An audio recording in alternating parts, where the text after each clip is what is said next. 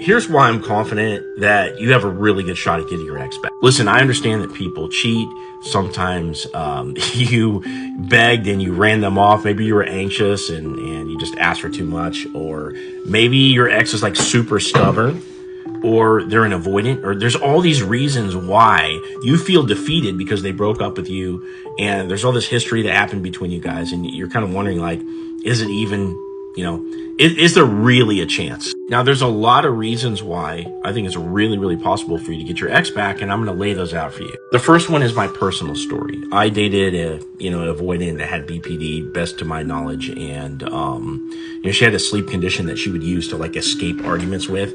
And we dated for a year and a half. I ended up moving out, going no contact for a month, and I ended up getting her back. That relationship didn't work out, but I got to see the power of no contact, even with somebody that didn't really chase, somebody that was like really hard to have an effect on. Okay. But I got to see the power of no contact with that particular person. Now, aside from that, in my single years and in my years coaching guys on, how to have success on dating apps and stuff, I got really good at learning about this waiting game that happens, right? You text, you wait, maybe they throw you a curveball and it's like you don't react to it, and you play the cat and mouse game and you get really good at doing that. That's what happens in no contact.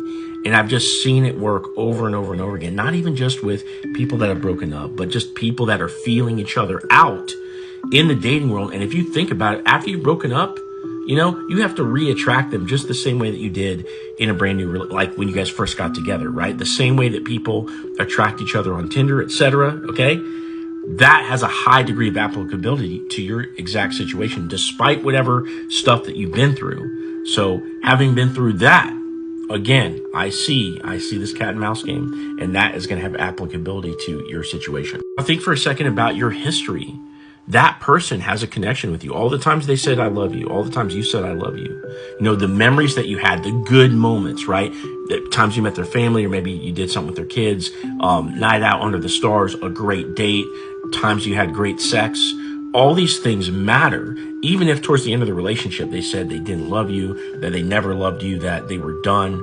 Okay, that's an expression of how they felt in that moment of frustration or in that moment of wanting to push you away based upon the other events that had happened. But my point is that those moments were real. And so if they were real, okay, that takes up slots in this little hard disk up here, does it not? And they're going to access those from time to time. And as time goes on, we tend to forget about the negative. This is why people re-enlist in the military. I was in the military. Okay. It's like we forget about the bad. And then we have rose-colored goggles about the past. And we